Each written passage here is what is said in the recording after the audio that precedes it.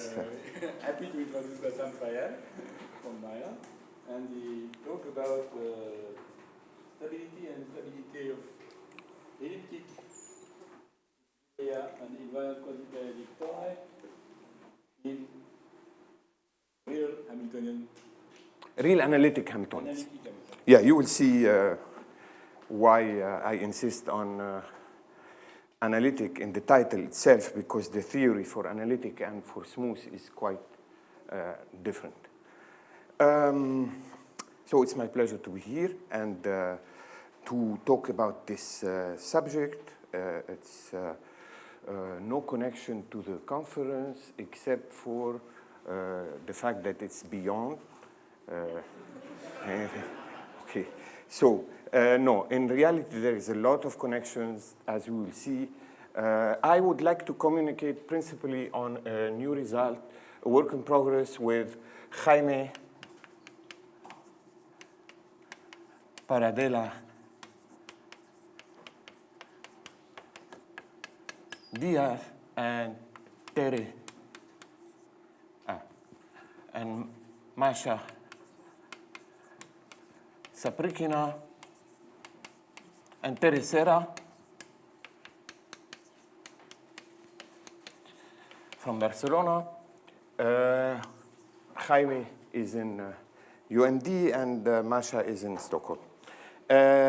So since I always manage very, very bad my time, Francois will kick me out soon, I will just say what is the result, because maybe I will never have time to say it. So the work in progress one with these people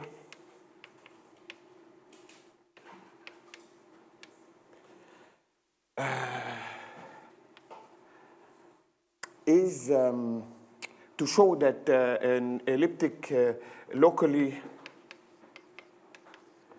integrable elliptic equilibrium of a real analytic Hamiltonian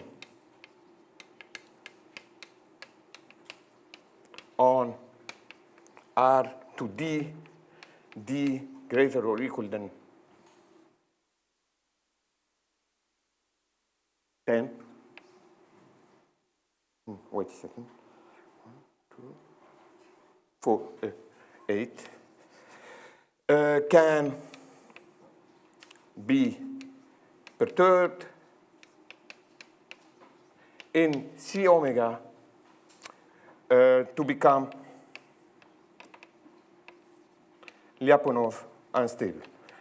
So what do I mean? Can be perturbed. You have a Hamiltonian H. It's real analytic Hamiltonian. Thanks. Unstable, because otherwise I just well, no, yeah, it's locally integrable, so yeah. No, but I mean, whether you can perturb an unstable equilibrium to make it become stable is also an open question. And by the way, it's very important for the story. So let me tell the story here. You have a Hamiltonian, it fixes the origin, and linearly it's elliptic, and you want to know if the equilibrium is Lyapunov stable or not. That's as old as dynamics. And what our result says is that you can perturb the Hamiltonian function H in the real analytic category in a fixed domain,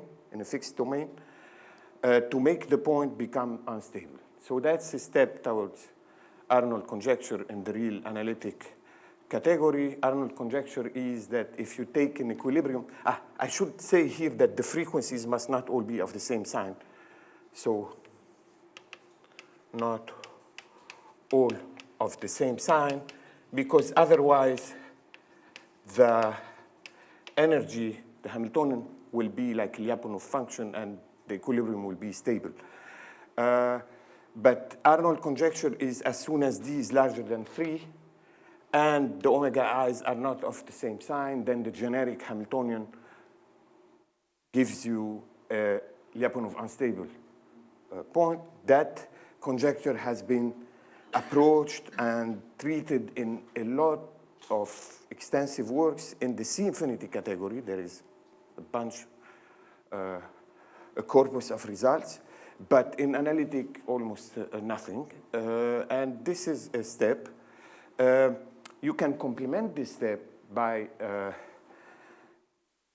what we were talking about just a second ago.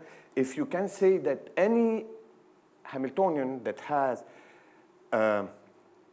equilibrium can be perturbed in the analytic category to make the equilibrium locally integrable, as you can easily do in the C-infinity category by using the Birkhoff normal forms, then you would put W1 and this step 0 of perturbing to become locally integrable together.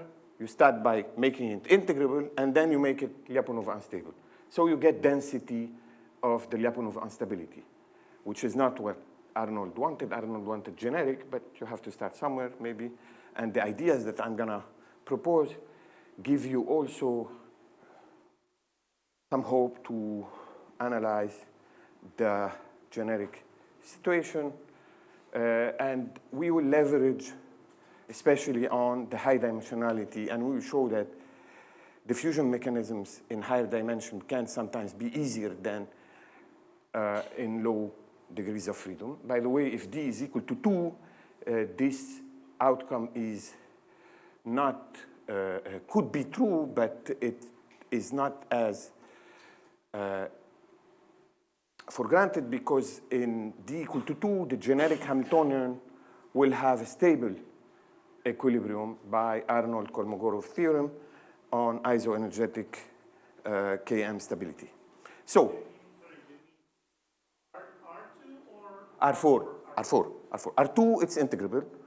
R4, you have Km tori, they separate energy surfaces. If you have on every energy surface, you get stability.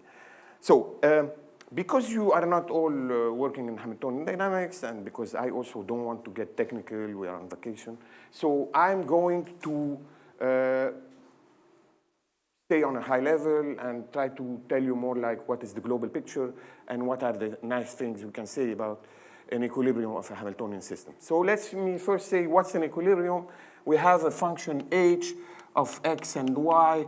X, y are x1, xd, and y is the same. So you take it of the form, the sum of omega j ij plus O3 of xy. What is ij? Ij is xj squared plus yj squared. Omega j are in real numbers. O3 xy is a power series that is convergent in some positive radius of the variables x1, xd, y1, yd. And we just suppose that this power series starts from degree 3. There is no degree 2. The degree 2 is here. And this point is, so I can write 0. So the Hamiltonian flow associated to h is the one given by x dot equal dy h and y dot equal minus dxh.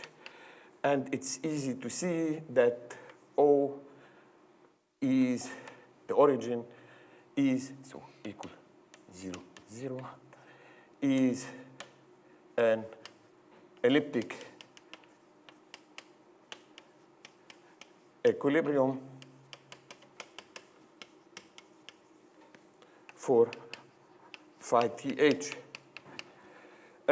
with frequency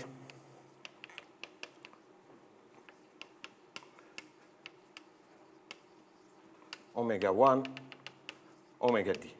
So this means that it's like a product of things like this in the x1, y1, x2, y2, x3, y3, It's just turning. That's the linear part, the quadratic part. And these terms here, they come to perturb. And the big question is, what do they do? So in the stability theory of so we would always talk about systems like this. You have several notions of stability.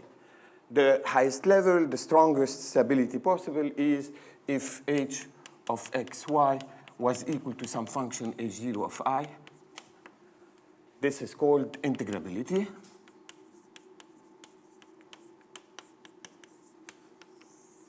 And it was shown by Poincaré that integrability does not hold always, that you have examples where it breaks down.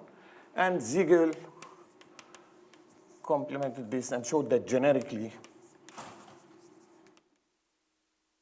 So we say that H is integrable if you can conjugate it to some function that depends only on the actions.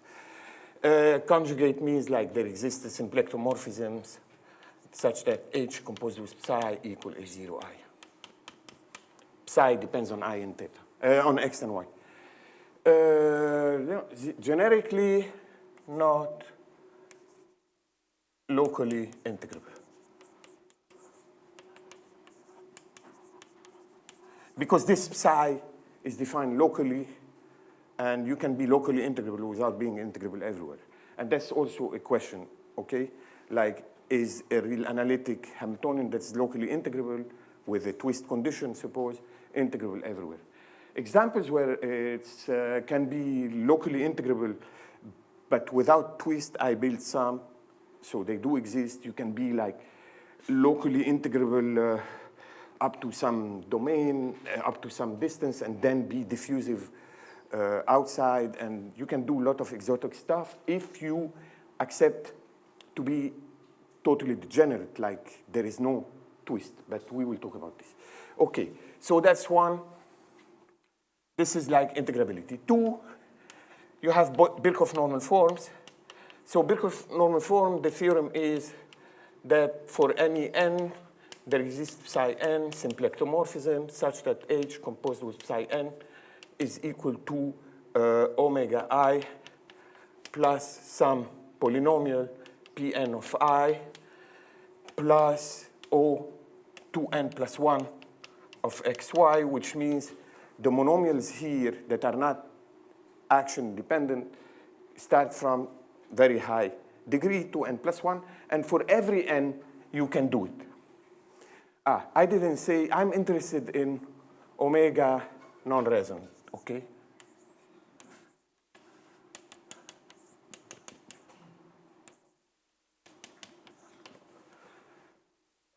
So if your omega is non-resonant, you can do Birkhoff normal forms up to any order. Think of this as like a Taylor expansion of your Hamiltonian, of your the effect of the Hamiltonian on the action variables. And this tells you that, for example, what we were saying before, that in this infinity category, you can drop this term and say that you can be approximated by a locally integrable guy. Of course, if you are a linear analytic, you cannot just get rid of this and say that it is a good approximation in a fixed domain.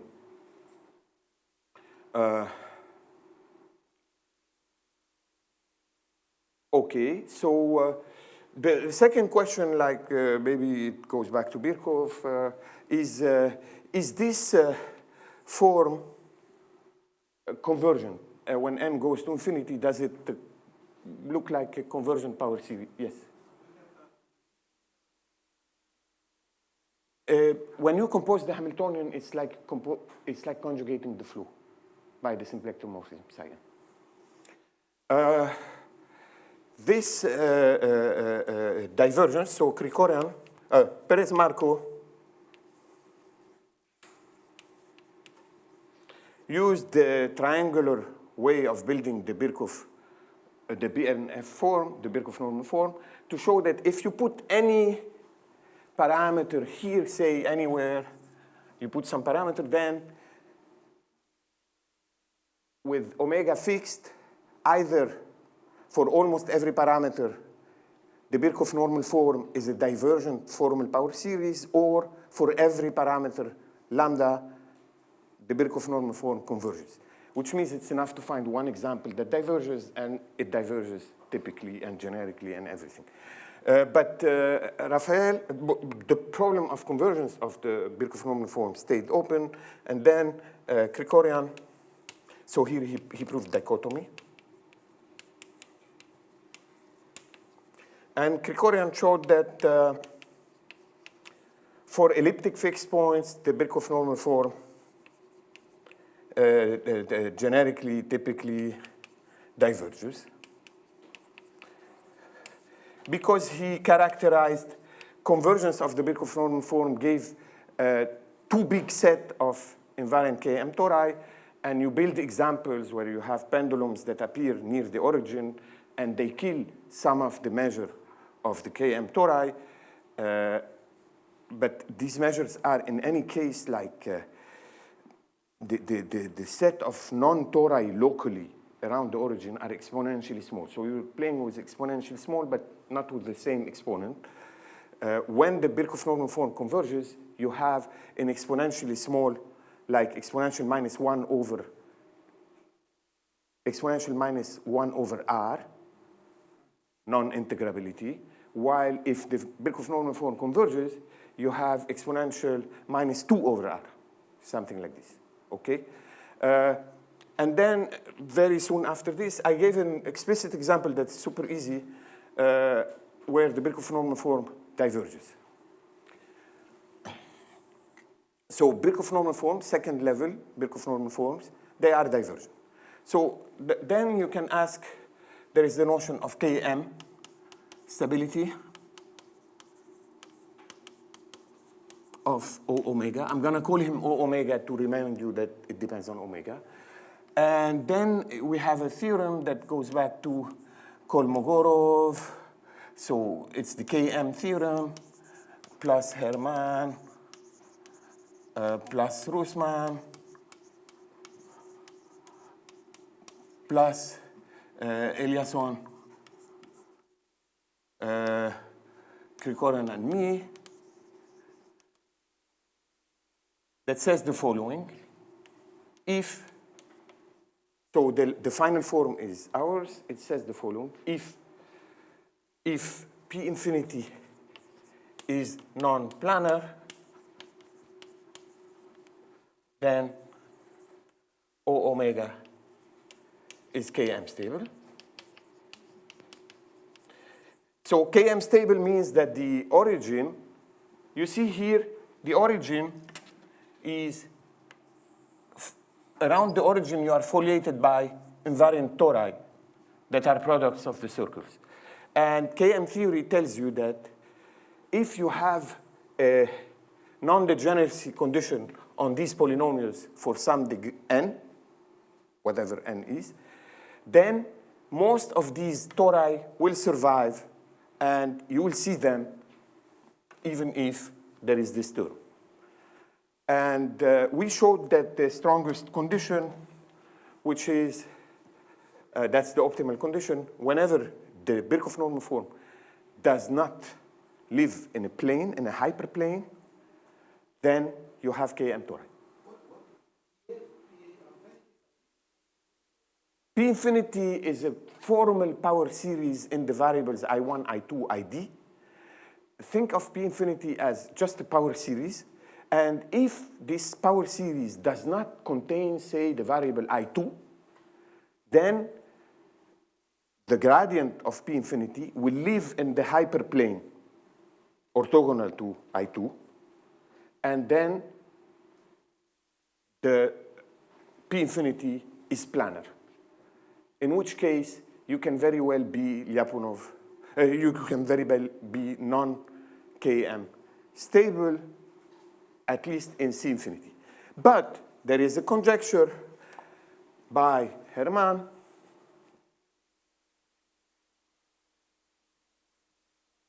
So it's not so simple what I'm saying.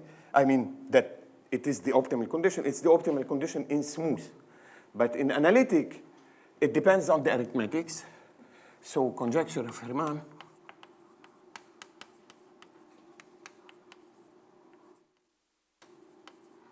is that if omega is Diophantine and H is in C omega, right? Then O omega is Km stable. Again, Km stable means O omega accumulated by a positive measure set, O omega accumulated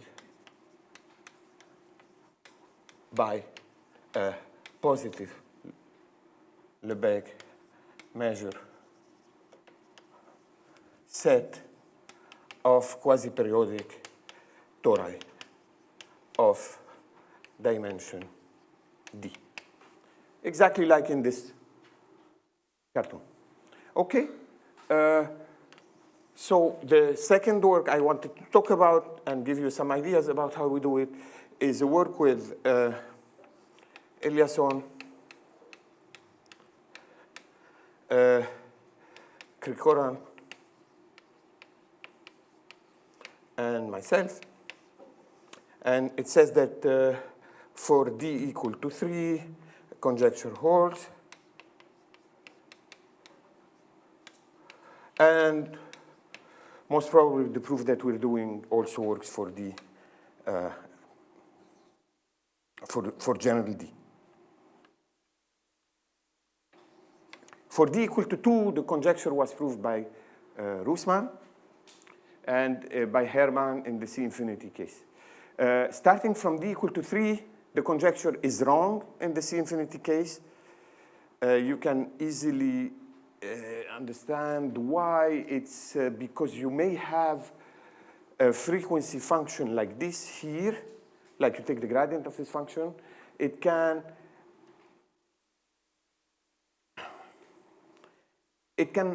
move, but always have two of its coordinates that are rationally related. And therefore, it lands on a Diophantine frequency at 0. So for I equal to 0, you get this omega, the Diophantine guy. But for any I not 0, so your frequency will be something like this. Okay? And with this kind of things, you can build counterexamples to Herman conjecture, as we did with Håkan and Raphael. But here we're saying that in the analytic case, these counterexamples do not exist, and you have a Km theorem. And maybe before I continue about, so I will give you an idea of how we prove this, if I have time now. But before, let me finish this like overview, right? Global picture. So what do we have for the moment? We have integrability generically fails. Formal integrability fails. Statistical integrability holds, which means like near the origin, with relatively to Lebesgue measure, most orbits do live on quasi-periodic tori. So you do have some kind of stability. It is the statistical stability, I call it. I can call this statistical stability.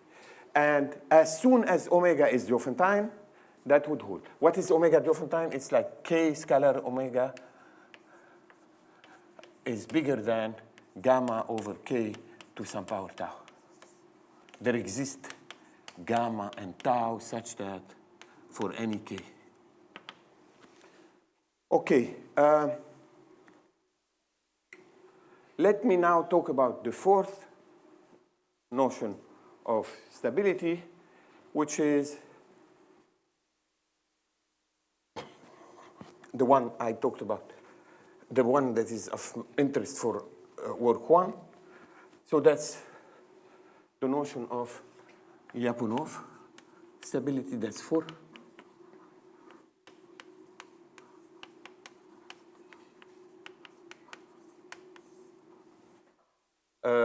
So Lyapunov stability is, an equilibrium is said to be stable if if for any v around the origin, there exists u around the origin such that phi t h of u is included in v.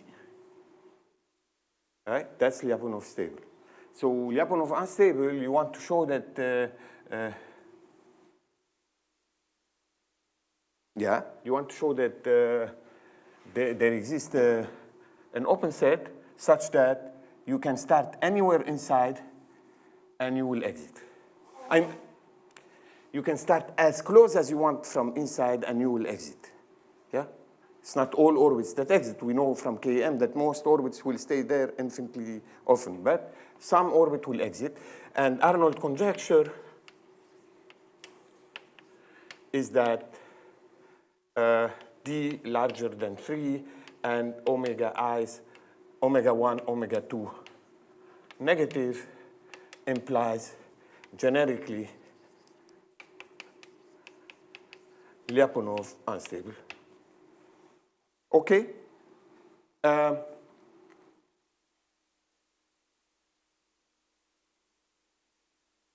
How much time do I still have? 20 minutes? So let's start. Do you have any questions? So you can, yes? I think I missed this. Omega, is that like the analytic omega? Or is it No, sorry. This is just the fixed point, the origin. I call it O omega. Oh, okay. Yeah, sorry. It's just to remind you that it depends, that the frequency plays a big role. So you see here, if omega is Diophantine, then the equilibrium is stable. Got it, thank you.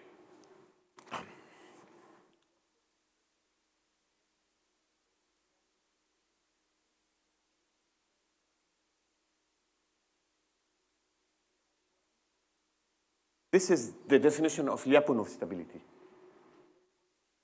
This is saying, O omega is said to be Lyapunov stable if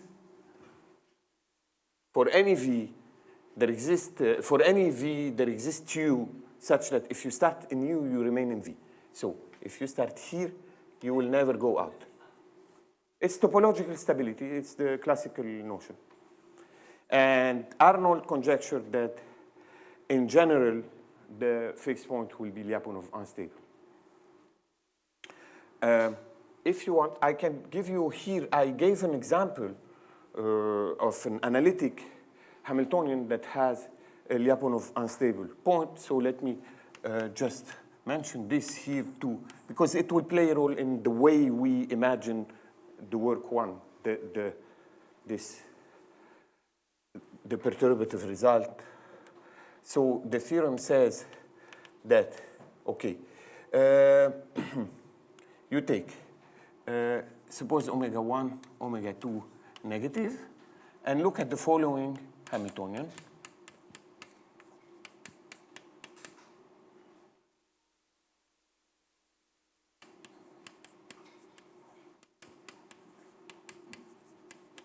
So for the moment, I took an integrable Hamiltonian with a fixed point that is elliptic with frequency omega 1, omega 2, omega 3, omega 4.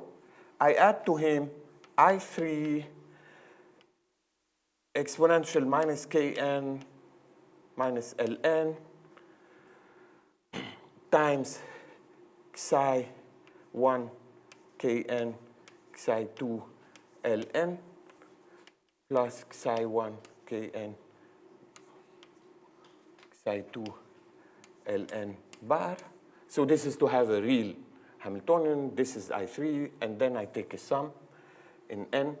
And who is psi 1 and psi 2? Psi 1 is x1 plus I y1, and psi 2 is the same.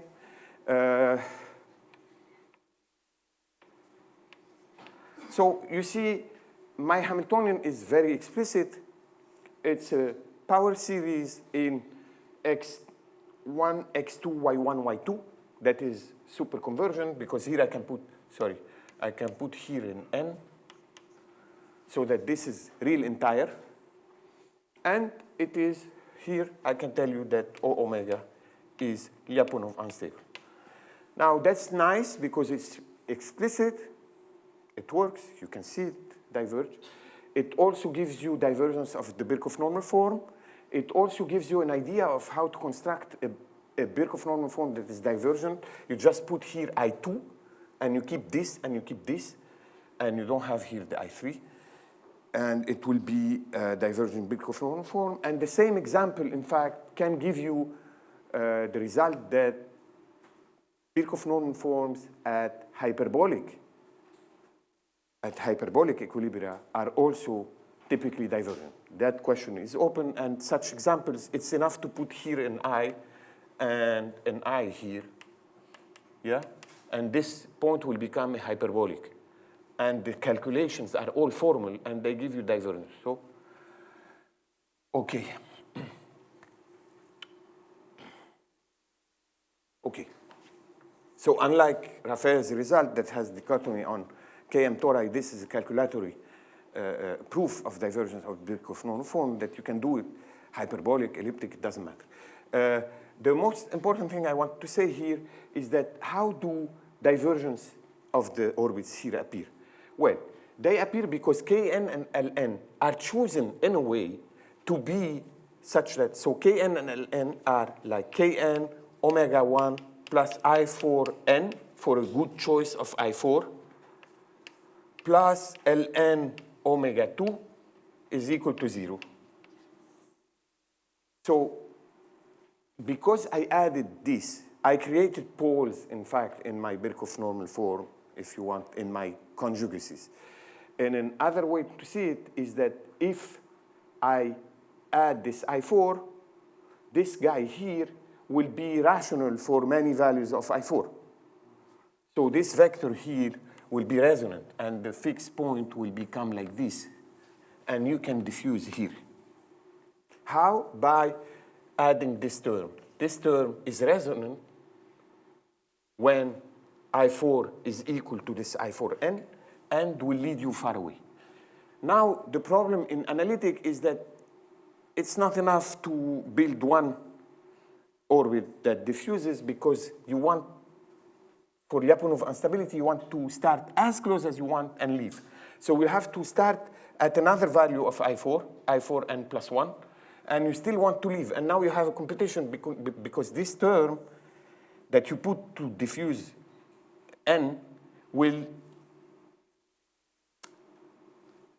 because your perturbation is analytic, you will see it when you will go and try to diffuse with the n plus 1 term. And he's bigger. Yeah? But now you say n plus 1 here, right?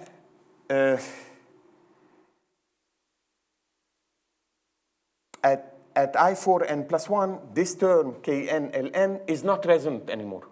When you change the value here, I put I4 n plus 1, deeper, smaller, this term n will not be resonant with omega 1 I4 n plus 1. So you can do averaging for him, and he will become square. But square is not enough to compare him to the n plus 1, which is exponentially smaller. But you have this term here, I3.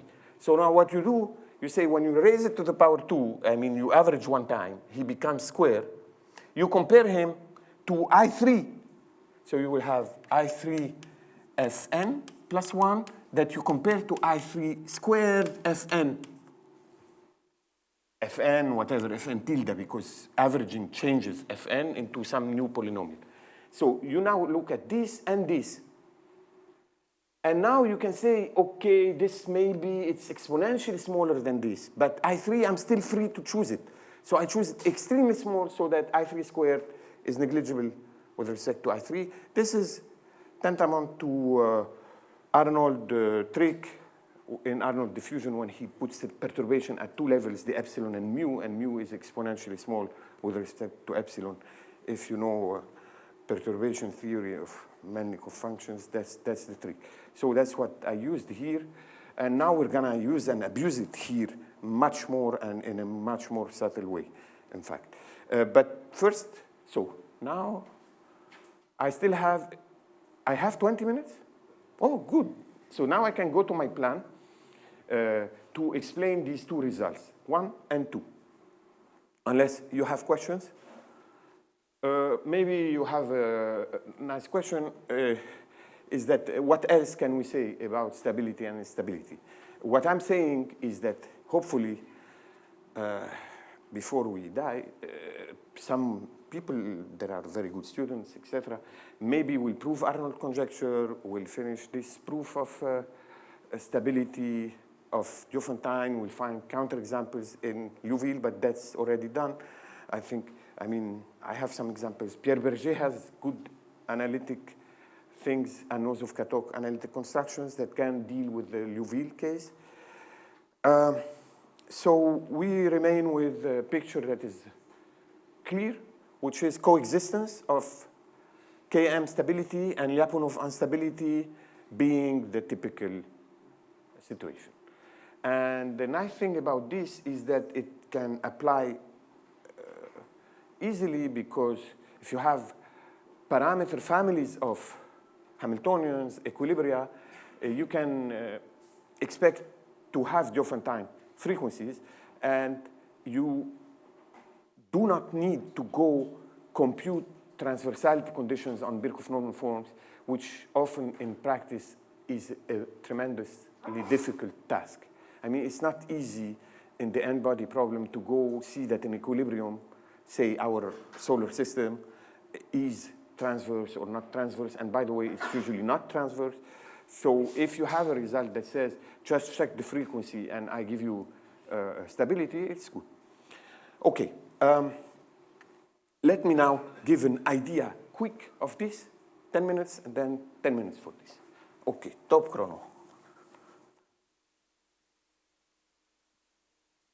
So everything I said about this Hamiltonian system, the equilibrium, I can say it for tori. So when you have like TD cross RD, and H is of R, of theta R, the integrable guy will be H0 of R, and omega will be like omega scalar R plus O square of R that depends on theta. That will be an invariant torus. You can study its Lyapunov stability in terms of how the action moves if you start near the torus. The angles, you don't study stability in the angles, because the angles, they just turn on circles. And you can also study tori and fixed points for symplectomorphisms. So the version of this for symplectomorphisms would be the following. You have, so here I'm describing Km stability without twist. And since I just want to illustrate the idea, and I have now 7 minutes, I'm going to start immediately in D equal to 2, symplectomorphism.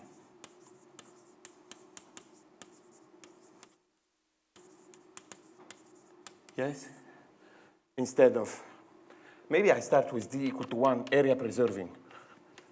So you have an area preserving map of the disk, and you have theta plus omega plus phi of R, R. So this is on T cross R, say, or, yes? Yeah, sorry.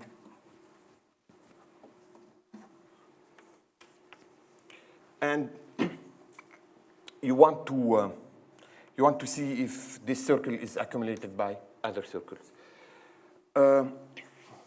What you do is in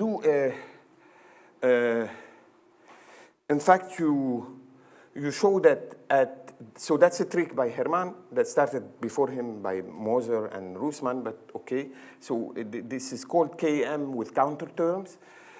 So you look at the curve that is gamma C is a curve whose average height is C, or who above 0 passes through C, anything. You fix some kind the area below the curve. You call it gamma C, and you want to conjugate it. So you want this curve to be invariant, and then you are able to linearize gamma C is invariant, quasi-periodic with frequency omega c, something related to this function. Now you say, okay, if c is 0, omega c is omega, which is Diophantine. And omega c is a function, one dimension in R. Either it is equal to omega, so all the time Diophantine, or it moves. If it moves, it will go through the Diophantines for a lot of c's. And in fact, this curve will be really an invariant curve, provided omega c is Diophantine. Proof, finished, okay? That's the proof with counter terms for d equal to 1. For d equal to 2, it will not work like this. Of course, because you can have a function that depends on, that lives on the plane. I showed you this one. It is equal to Diophantine in the center. It moves, but it is never Diophantine, unless, except for c equal to 0. So, and when you do the counter term Hermann trick, the function omega c that you find at height c depends smoothly on c, not analytically, even if your Hamiltonian is analytic, because remember, when you do the counter term and you do the Birkhoff normal forms, when you do anything, you bring poles. There are poles. Just remember this example here. You see the pole immediately. It's when omega 1 plus I4 omega 2 is a rational vector. Yeah? Okay, so what to do? You say, okay, I have my result here that says if my Birkhoff normal form is transverse, if it moves in the plane in two directions, I'm done. Km stable. If the Birkhoff norm is equal exactly to omega, then this proof of dimension 1 goes through. And Russman, in fact, proved it in analytic. So if the Birkhoff normal form is degenerate equal to omega, it's fine. So you still have one case, which is half degenerate. Like, so you say, okay, let's say that your thing is like this.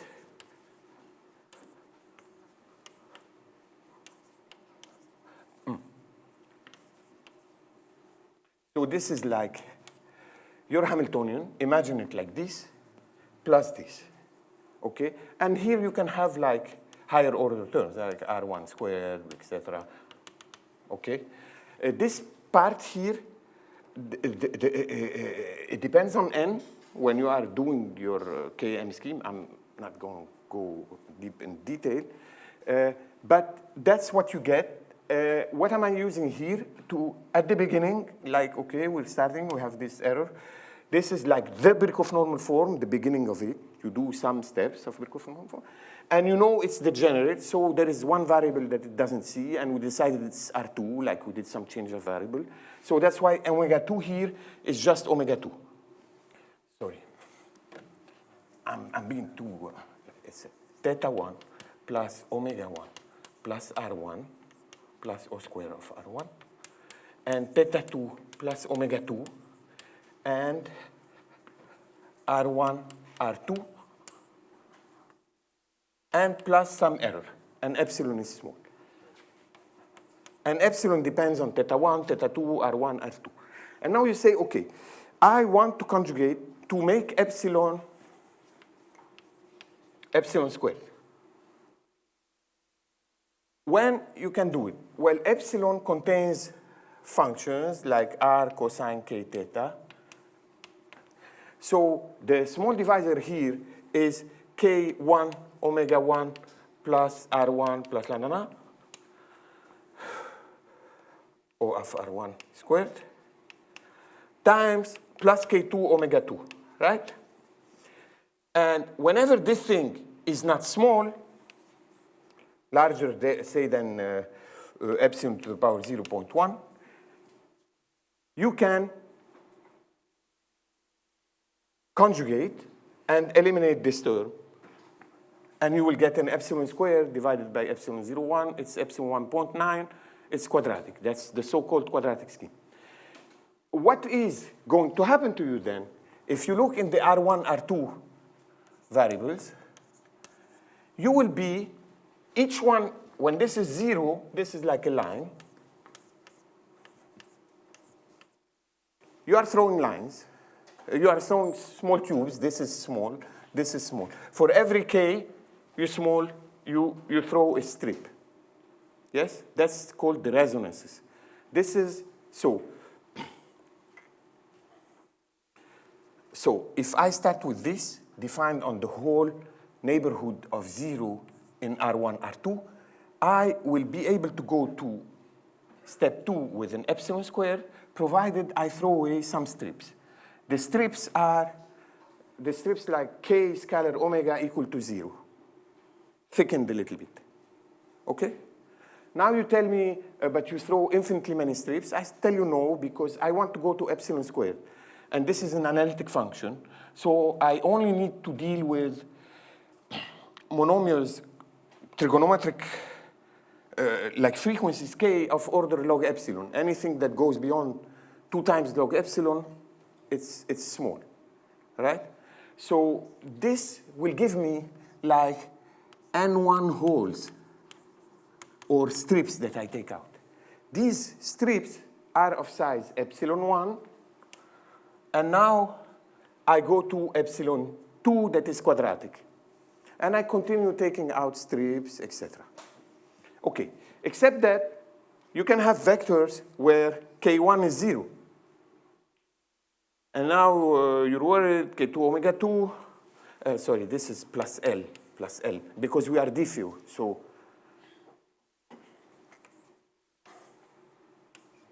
this is the resonance. So now you can have k1, 0, and this here. And you say, but omega 2 is Diophantine, because it's my hypothesis. And you're right, it's fine. You can go to step 2, in fact, even for these vectors. However, when you start creating holes, and you have this perturbed term, as you know, the constant part in Km changes in the iteration scheme. By how much? By the constant part of this guy. So the new omega 2 here will be something plus epsilon 1 hat some.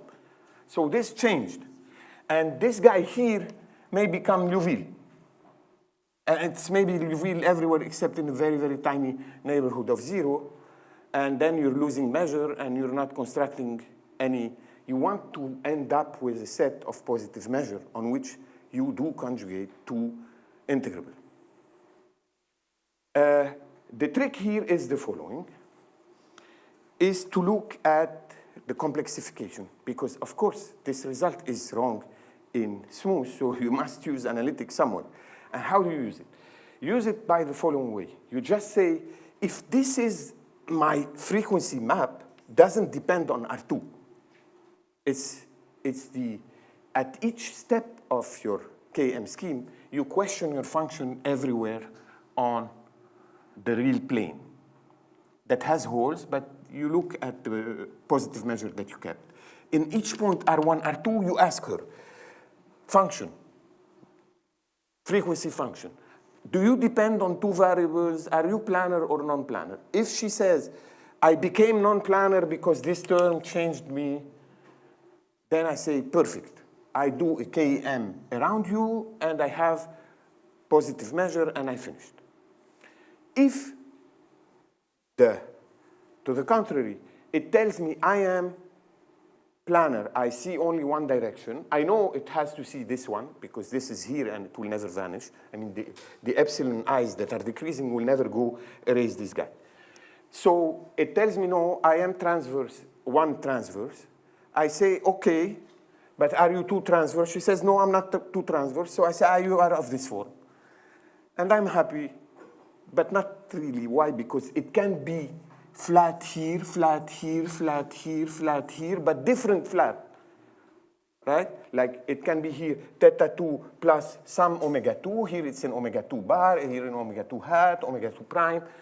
This, my Swiss cheese on which I'm working has isolated parts, and functions can be flat on them and just not talk to each other. And that's what happens in this infinity case, in fact. However, we have a real analytic Hamiltonian, so we look in the complexification in R1. And we see here that because of this form, if we are like this, and the function is telling me I'm flat, when we start at the beginning, if you complexify R1, you add plus IT1, you will see that there are no zeros in the complex part. Because K1, T1 times I, there will be no zeros in the complex part. If there are no zeros in the complex part, and if there are only log epsilon holes in the real part, that's now a theorem that you have to work out in real analytic, in complex analysis of dimension 1. It's just to say that if you have, this is R1, if you have holes here, you have log epsilon squared holes, or 10 log epsilon holes, but you have no holes here. And if your function is small like epsilon on the domain without the holes, then it's small, if your function is flat here, like doesn't depend on R2, then you can connect all these guys through the complex. And in fact, this omega 2 that is constant locally in the real is the same constant as around 0, and around 0 is Diophantine. No more minutes? No, 3? No? Okay. Yeah, that's, okay, fine. Just to tell you here, it's a mechanism that uses, like you create horseshoes and in the first variables, and these horseshoes are attached to cylinders, and then you define, so they are normally hyperbolic, and so in the extra directions you could diffuse, because whenever you have a horseshoe cylinder, like a horseshoe times a cylinder, you can define an iterated function system that usually diffuses.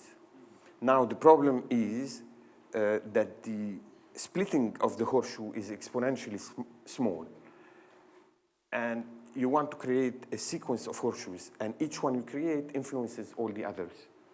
And you're comparing exponentially small with exponentially small. It's like if you were trying to play Q and I with an exponentially small Q and I. It's much harder than polynomial. So that's the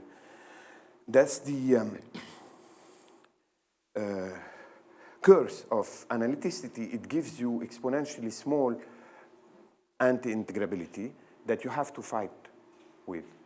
And having an analytic perturbation of an integrable system, you can create, with one perturbation, you can create a horseshoe and guarantee the splitting. Except that you want a sequence of horseshoes. And having created one, you add another term that will create a new one closer to the origin, but then your first term is now very, very bad for you.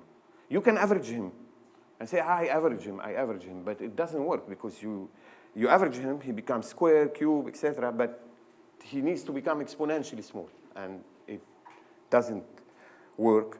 And that's where you use the trick of using higher degrees of freedom, because the terms that create the pendulum, you modulate them with some extra actions that don't move. Like your perturbation doesn't break integrability in the action 3 and 4. You have action 1, action 2, action 3, action 4. Action 1 create horseshoe. Action 2 is here to diffuse. Action 3 and 4 use them as parameters to be able to create the horseshoe. With action 3 modulates the horseshoe, and action 4 is going to play a role to create diffusion once you created the horseshoe. Yeah, I'm sorry, it's not well explained, but that's the idea.